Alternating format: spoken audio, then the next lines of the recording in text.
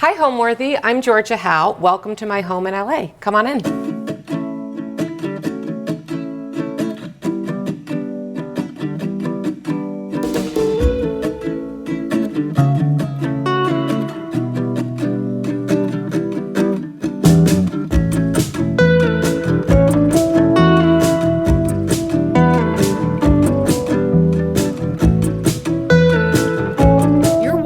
Homeworthy, where we believe every home has a story. Scan the QR code to subscribe to our new channel, Wedding Worthy, where we celebrate amazing couples and the love stories behind their perfect day. Hi, I'm Georgia Howe. I'm an interior designer, and we are at my home in Los Angeles. We wound up in this home mainly because we fell in love with this neighborhood. It's a neighborhood in Los Angeles called Hancock Park, and it's a historic preservation zone, and that's really what drew us here. We're both from the East Coast, and it reminded us a little bit of places we grew up. We've been here about 10 years, and nobody wanted the house, and we walked through it and saw a lot of potential and fell in love with it. When we bought the house, all the original details were still here, and that's one of the things that really drew us to it. The kitchen needed to be redone. There was some deferred maintenance that we needed to take care of and some bathrooms, but otherwise things were pretty cosmetic. So we renovated the kitchen and the primary bath, and a few years later we did the kids' bathroom and a third bathroom. But everything else, the floors are original, the molding, all the windows, and other than paint and stain the floors, we kept it as is.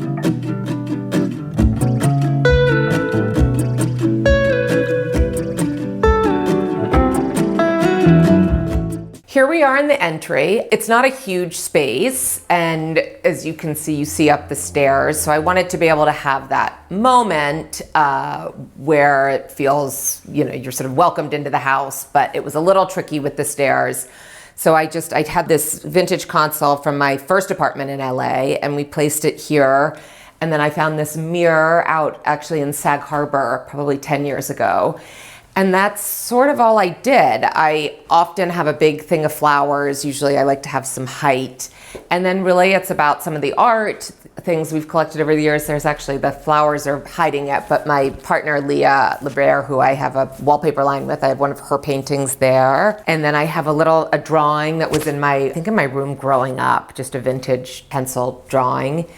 And then down here, I have a Marion McAvoy pressed flower that she does that I bought from KRB in New York, which is one of my favorite shops. This bench is a vintage bench I bought from Nikki Kehoe when we moved into the space, or when we moved into the house. And then this runner I put down, I probably bought it a year or two after we moved in from a shop out here. And it's taken me about 10 years of living here. I finally just ordered a stair runner, but that's not in yet because, as we know, things have a long lead time. I almost always have a candle burning in here and in the kitchen. I usually diptyque. This one is a new scent. I actually don't know how you pronounce it, but usually I have cypress, but I changed it up and I really like it. The chandelier is light we bought when we first moved in from a store here in LA. All of detail that you see, the stairs, the molding, the arches, all of that is original to the house. We didn't touch this space other than to paint it. And that's true for most of the house. I'll point out things that have changed, but mostly it's pretty,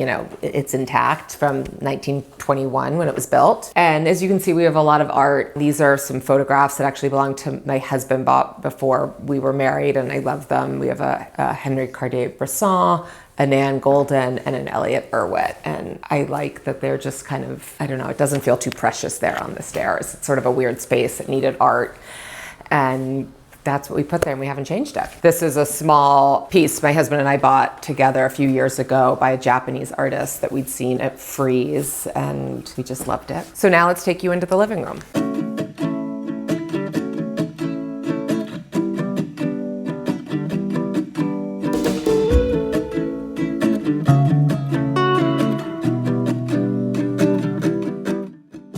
Here we are in the living room. As you can see, there's lots of sort of small vignettes. This is a Biedermeier dresser that was actually in my dad's house. And when we moved out here, he was moving, and so he gave it to us. These are a pair of lamps. I've had them forever. I bought them for our first apartment when my husband and I lived in New York at a vintage store in Soho. And this is Warhol shoe drawing, pencil drawing that from his early when he worked in advertising. And a couple of family pictures. And as I said, I just sort of can't not buy accessories and things that speak to me. Over on this side, I actually just redid the art here. I had a series of small pieces, and I bought this at the Mika Erdogan Christie's auction a couple of months ago. I worked for Mika in New York, and she passed away about a year ago and had a wonderful auction at Christie's with all of her art and accessories and furniture, and it was really kind of fun and special to see her collection. This table was actually my desk in our first apartment when we moved to LA. I bought these lucite bases at a store in Florida and had the top made out of a stone that I thought was pretty. Some books. This was a crazy candelabra.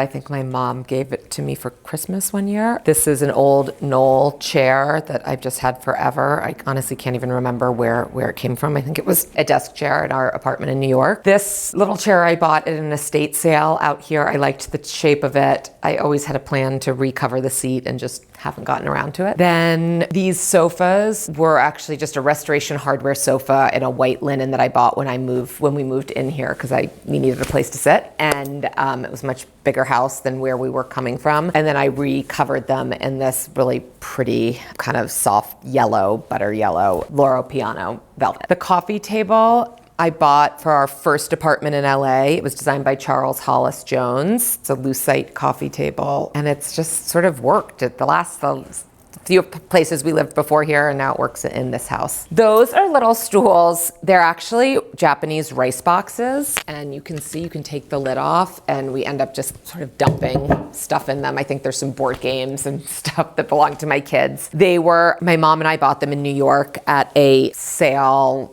There was something many, many years ago called 7th on Sale, and it was to raise money, I think, for AIDS research. And they sold clothes and furniture, and she bought them there probably 30 years ago, and somehow I wound up with them. The chairs are vintage Danish set of chairs that I bought on First Dibs. They were sort of the first splurge for this house, and I still love them. The piece of art above the mantle is by an artist named Ethan Cook. My husband and I bought that a few years ago, and we love it. The photograph over the piano is by a friend of ours, was taken by a friend of ours. Her name's Mallory Martyr, and she's a really talented photographer, and we've had this forever. When my husband and I met about 18 years ago, we both had a few pieces of art. Not a ton, but a few things, and we both love art. My husband particularly likes photography, and it's not something you can build overnight, and honestly, not everything in here is super valuable. Some of it is, sure, and some of it is just stuff that we've liked that's charming that was a few $100s. And it wasn't until recently that we bought a few more significant pieces. We like buy things sometimes as our anniversary present to each other. We'll pick something together and kind of give it to ourselves. But it doesn't happen overnight. And so you have to be patient and try to learn, go to art fairs and discover sort of young up and coming artists and, support them. This is a table I bought in India about, 16, 17 years ago when I had a shop in New York and I was on a buying trip in India. And I just thought it was so beautiful with this sort of bone inlay, and I had two of them, but one got really damaged, so now I only have one. We use this space actually more than I think a lot of people use their living rooms because it's so central to the house. We entertain a lot, but even if we're not entertaining, my husband and I might come in and sit here. If the kids are watching a movie in the family room, we might sit in here and have in the evening have the doors open. It opens up to the outside, so it's really a nice room in the winter. You have a fire going. In the summer, you can have the doors open to the outside. So we end up using it actually quite a bit. Now I'm going to take you into the dining room.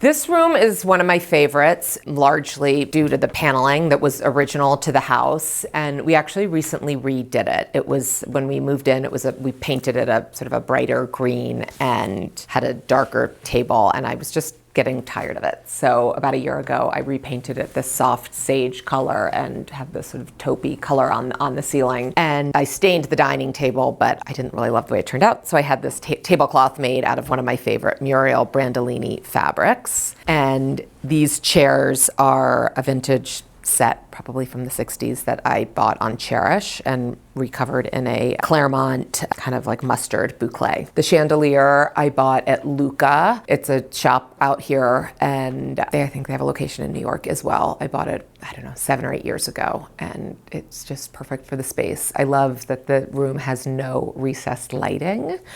So it does get a little dark in here, but it's a perfect moody dining room for a dinner party. This dresser was the dresser in my bedroom growing up. I haven't stained it or done anything to it. Is it the perfect match? Maybe not, but I think it works and we like it. And it's full of my linen collection that I sort of hoard. The lights are from a shop out here called Gallery 7, and they cast a really pretty light in the evening. These were just these quirky like canvas palms that I bought at a shop in Florida, and they've just sort of lived in here. This is a painting by an artist named Michael Ray Charles that I've had for a while. I think works nicely in here. The bar cart actually belonged to my husband when we met, and we still love it. It's a little empty now because we recently built a bar, which I will take you into in a moment, but it lives here. We use it if we're entertaining and use it as a buffet. And this is a picture of Ernest Hemingway making a martini, so it felt appropriate. Over here are the curtains I redid when we redid this room. They're a sewn fabric that I'd seen in a different color in the sewn showroom in New York, and I fell in love with it. And the room was sort of built, the colors were kind of built off these curtains. These are a series of photos by a photographer named Dwayne Michaels. They're a little risque, and it actually was only recently that I think our kids fully noticed what was happening, but they're a really special series that we've had for a long time. There's no real reason that they're in here. It felt, when we were placing the art that we did have, we thought they worked nicely in here. A lot of it is, it's not a science, and so I just sort of go with what I think looks good in the moment, which is sort of freeing, because sometimes with clients and projects, you have to be a little more intentional and be able to explain why you're doing something. Because I do that all day for clients, I don't really want to do it for myself, so I just place things where I think they look nice. As you'll see throughout my house, most of the carpets are natural fibers. I love them because I think they go with everything. I think they're super chic. You're not committing to a crazy color or a pattern, and almost anything looks good with them. They're also a really nice price point, and so you're not going to pull your hair out if your dog destroys it like mine does, if you have to replace it in 7 or 8 years. One of the things we loved about the house was the way the living room flows into the dining room and then into the family room. We always say it's a great party house. We do a big holiday party every year, and all 3 of these rooms are full of friends and family and some kids, and it's really fun. My personal style, I always joke, it's every designer's sort of least favorite question. I came to the house with a lot of things. I love antiques and furniture and textiles and art and accessories, and so I had quite a bit when we moved in. Not all of it worked in the space, and so over the last 10 years we've really added to it. But it's really a reflection of mine and my husband's lives. We have, dressers and different side tables that were in our childhood homes growing up, and then there are things that we've bought and collected over the years together. I really just buy what I like and don't think too much about how it works with everything else. A lot of the pieces in here have a story and are things that have been picked up and travels and along the way. I try to be intentional about tying the rooms together. Of course, certain things I might fall in love with something that I've seen, while shopping for clients, and it just simply doesn't work in my house. So as much as I love it, sometimes you have to, pass things up. But I do really believe that if you buy what you love, it generally works. I spend a lot of time shopping for other people, for clients, sourcing. So for my own house, I'm maybe a little more free-spirited about it, and I get excited about something, and that doesn't mean I don't have regrets. There's certain things I've bought that are, probably didn't work and were a mistake and I've sold or gotten rid of. It's really, my house is a little bit of a hodgepodge, periods and styles, but that's what we like about it. I shop everywhere, a lot online, auction, shops in LA. I just got back from Paris, so the flea market's there. I love, how my house is pretty much finished and there's not a whole lot more space for furniture. So now I buy lots of accessories. We entertain a lot, so I buy lots of glassware and linens and things like that. Sort of scratches the itch and allows me to change things up a little bit.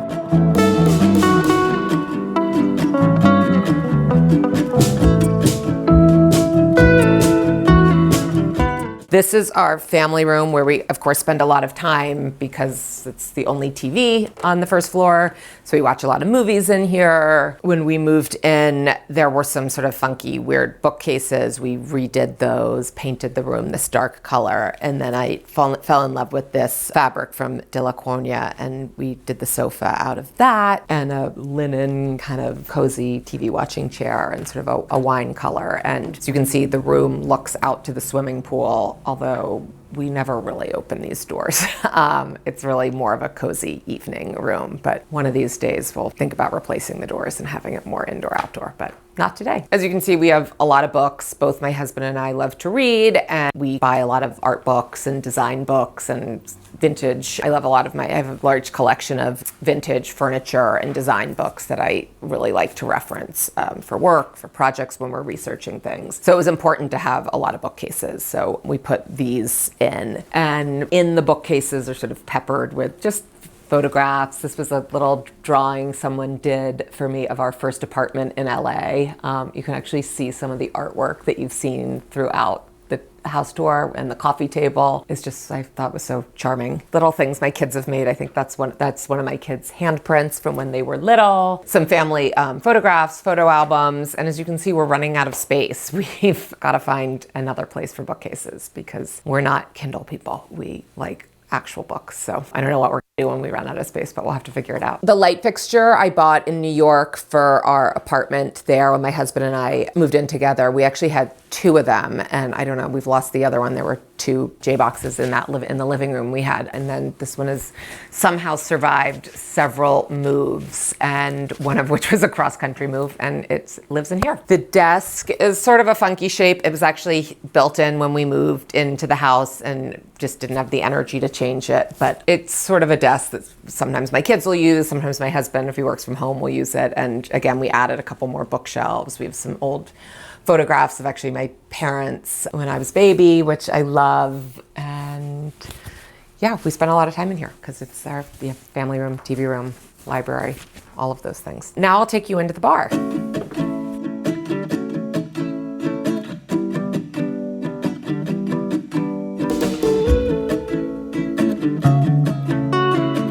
So here we are in the bar. This is the most recent renovation to our house, and we think it's really a lot of fun. It was this empty room with these pretty windows and glass doors when we moved in, and it sort of became a catch-all and almost like a storage room, and we've been talking about making it into a bar, and we finally did about a year ago, and we love it, and it's a lot of fun for entertaining.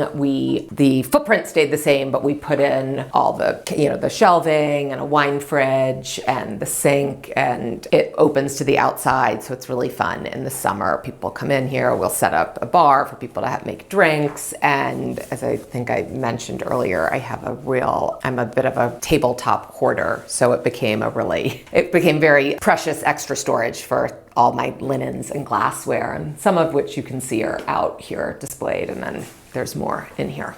I love these. I bought these when I was in Connecticut installing a project a few years ago. They have this sort of pretty woven, almost coaster built in.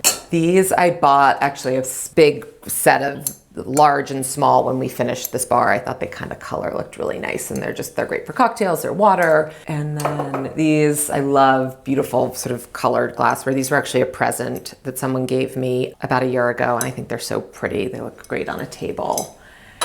And it's been sort of, everybody, a lot of friends know how much I love tabletop and entertaining. So once we finished the bar, people very generously, if they came for dinner or birthday, gave me some glasses or some linens. And so I keep kind of expanding my collection. I just got back from Venice and I bought some really pretty cocktail napkins. These are fun. I love these. These I've had forever. They have this little woven leaf on them. And it's, another excuse and justifies buying tabletop. These are little matches that were left over from our wedding that I have in a dish over there, candles. These are pretty. Someone gave me these little toothpicks with pearls on them that feel important. The counter, I wanted something really durable. A lot of people, I think the instinct is to make a bar kind of glam, which my house is not necessarily glam, so it felt like it needed to really work with the rest of the house. So you can see I have these kind of cobblestone floors. The bar counter is just it's a soapstone. I wanted something durable that was gonna kind of just blend in with everything. And then we did a little brass bar sink with a brass faucet from Waterworks. It has a little wood detail that I thought was pretty. I've loved these woven blinds forever, so we did the woven blinds throughout. These counter stools are actually just an inexpensive catalog counter stool, and I covered them in a Luminoc fabric that I think is really beautiful and I've loved for a long time and hadn't had a spot for it. This light fixture is from a shop in London, Beata Human, who has a really pretty line of lighting and furniture, and I always thought it was quite charming. This was this little drawing I've had forever. I think it was somewhere in my childhood home. It's nothing valuable or special, but I just thought it was really charming and it fit perfectly between these doors. The floor is like a cobblestone from a shop out here called Exquisite Surfaces. The paint colors throughout the house are all different, but they're all there's sort of a warmth to them all, even though they're kind of in the gray family. Nothing's super bright or bold. I generally use Farrow and Ball colors. I just think they have such a beautiful range of kind of moody colors. This color is called Mouse's Back, I think, and I just loved it. It was sort of a brown, green, kind of honestly, sort of an ugly color, but I think it's really beautiful. I love to entertain. We entertain a lot, whether it's, a dinner party or a few families over. Yes, always have lots of food, lots of cocktails, and I think it's fun to set up and have the house looking really pretty, whether it's setting your table with, the plates that you love that you don't always use or the linens. People seem to really appreciate it, and I think it's really fun. I'm an interior designer, and it's sort of the only thing I've ever done aside from a brief stint at an art gallery in New York when I first got out of school. I was fortunate enough to work for a number of designers in New York before starting my own business. And the first thing I did when I started my own business was I opened a home accessories store in New York in Soho. And through that, I got clients and built my design business. And then my husband and I relocated to Los Angeles about 14 years ago and have slowly built my business out here. And now we have my design business is based in Los Angeles, but I work in New York and Florida and really all over the country. My advice to people that want to start a career in interior design is go work for someone. Work for someone you respect and whose style you like, and then maybe work for someone who you're not so stylistically aligned. It's important to work that muscle because not every client is gonna agree with you. Hopefully most of them do, and that's why they've hired you, but work for a few people before starting your own business. There's a lot you can learn, whether it's just, the business side of things, sourcing, don't underestimate what you can learn working for someone else. And as far as building a collection of antiques, there are so many resources now online. Live Auctioneers is a great resource. Try to zero in on what styles you like. Notice, look at who made things. If there was, I'm really gravitating towards Italian 1940s furniture. Look at the designers on those. Even if it's something you can't afford, maybe you can find something in the style. And it's, I really encourage buying vintage. I like to walk into a room and not know where everything's from. We live in a world where it's very easy to learn where people bought their, furniture and accessories and all. It feels, special and it's your own and nobody else is gonna have it. Now I'll take you into the kitchen.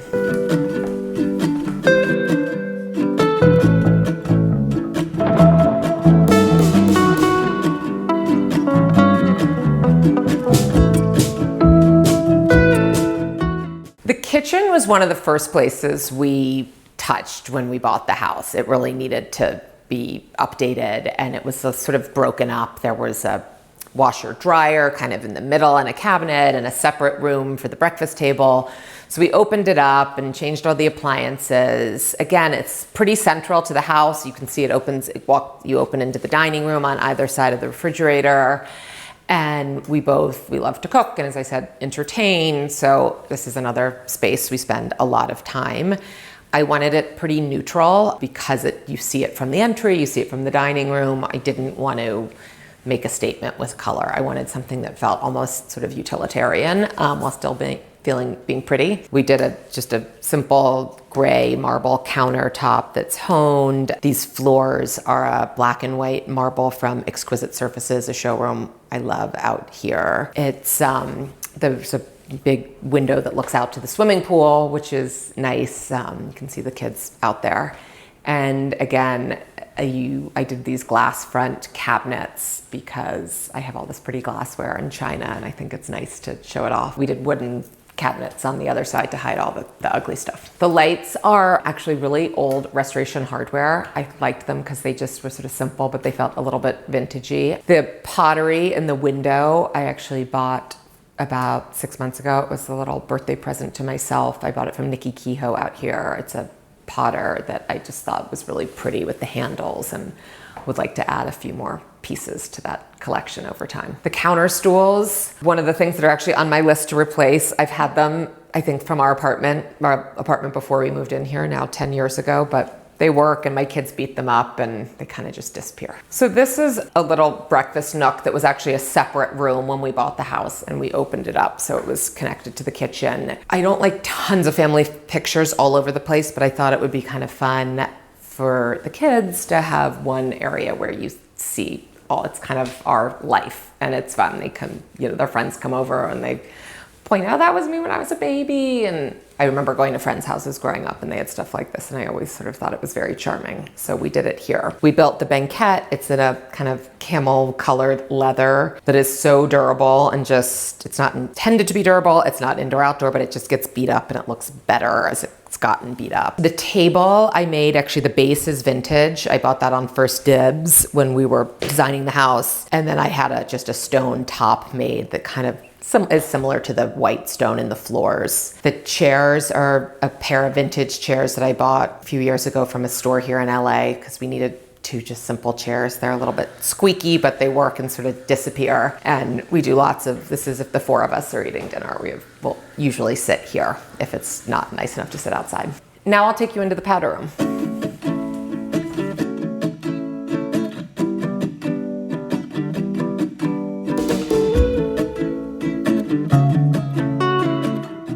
Here we are in the powder room. It's very tiny. I think it was a coat closet back in the day, and someone, not us, turned it into a powder room. But we put this wallpaper in. I thought it was a little bit of a pop of color and pattern. This is a little mirror I bought at Nikki Kehoe when we were doing the powder room. This is this old stone sink from a place here in LA called Charles Jacobson. I bought these actually on a recent trip to London. These John Cocteau drawings that I thought were really charming. I gave them to my husband for Christmas. And then this is a watercolor of an asparagus that we thought was funny to have in the powder room. My husband bought it actually from a friend of ours who's a landscape designer who also does these watercolors. And we bought that a couple of years ago. I always think powder rooms are a place you can have a little fun and can be sort of separate and apart from the rest of the house. You don't want it to be stylistically totally disconnected, but I think you can, if your house is fairly muted, maybe it's a place you have a little bit of color, or it's a great place for wallpaper. So it's, especially when it's really tiny, I think it's nice to have a little fun. The thing I love most about our home is, I think it's very pretty, and I love the style of it. It really is. It's kind of what I always gravitate to, classic old houses. But we built our life here, and we have so many memories here. We have 2 kids. Our son, who's 9, wasn't born. I was pregnant with him when we moved in. Just the time we've spent here as a family with friends. We were here during the pandemic. It felt like a real oasis for us when the world was shut down. So the memories. Now I'll take you upstairs.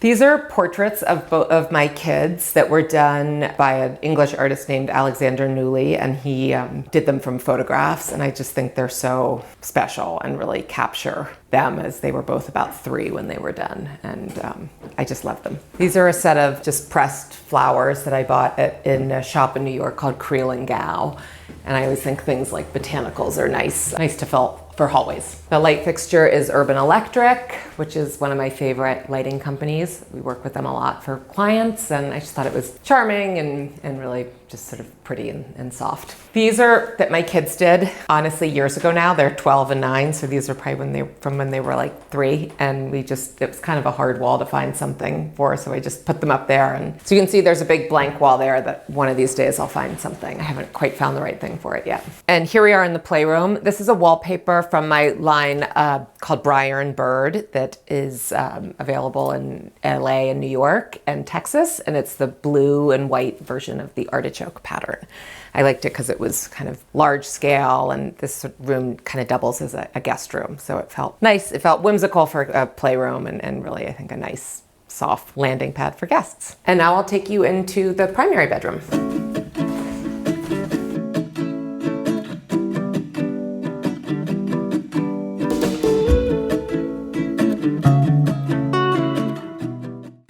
Here we are in the primary bedroom. I love it because I feel like we're sort of up in the trees. We're on the 2nd floor, and there's 4 windows, so it gets really nice light. The walls are covered in a paper. They're these tiles the company's called Coppa Paper, and they're these sort of almost like parchment pieces of paper in a tile pattern, which I love. The headboard, or the bed I made, it's a Carolina Irving fabric with a trimmed in a kind of caramel colored linen. The nightstands I actually bought when I had a shop in New York, and they didn't sell, and now they're my nightstands. Again, one of the things that I talk about replacing but have yet to. The light is a design within reach, a more modern fixture than you see in the rest of the house, but there's no recessed lighting, and I needed something that gave off pretty good light in here so that we can see. The beds, this is a quilt. It's now it's pretty worn, but I've had it forever. It's a company called Les Indiennes, and it was a really pretty block print, but it's probably need to get a new one. These are vintage pillows that I found at Nikki Kehoe. Really simple restoration hardware bedding. I like just kind of plain white bedding, no matter what the room looks like. The lights are just a simple sort of task light from Visual Comfort. Nothing fancy, but they do the trick. The rug is an old Moroccan rug, just a wool, kind of ivory colored, and the bench is a vintage bench that I put a Claremont fabric on that I love, that now our dog has destroyed because that's where he sleeps every night. The window treatments are just a really simple ivory linen that I thought had a very nice weight to it, and the trim is actually the same linen color that you see on the trim of the bed.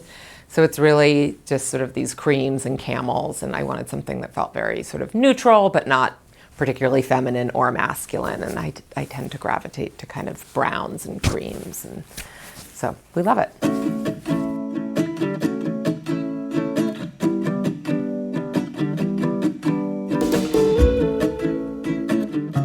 So this was one of our bigger projects. About 3 or 4 years ago, we opened up the entire outdoor space. It was very sort of choppy, and there was no real lawn for our kids to play on, so we enclosed it and have this patio where we built in a barbecue. And being that it's California, you spend a lot of time outside. We often entertain outside most of the year. So, and it opens up, our kitchen, and the kitchen and the bar open up to the dining area here. And then we have a little small seating area. It's a kind of a funny lot in that our backyard is actually our front yard. So we put in these tall hedges so we weren't right on the sidewalk. And often when I'm sitting out here, I forget that I'm right in the middle of the city.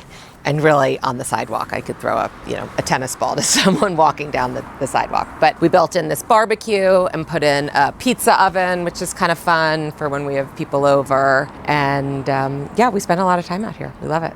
Home to me is our life that we've built here, our family, our friends. We travel a lot and we love to get out of LA, but I'm always so happy to come back here. I think every single trip we've taken, no matter how much fun we've had or how great it's been, we get home and we go, oh God, I'm so happy to be home. Thanks for watching. Go to homeworthy.com for exclusive content and shopping guides.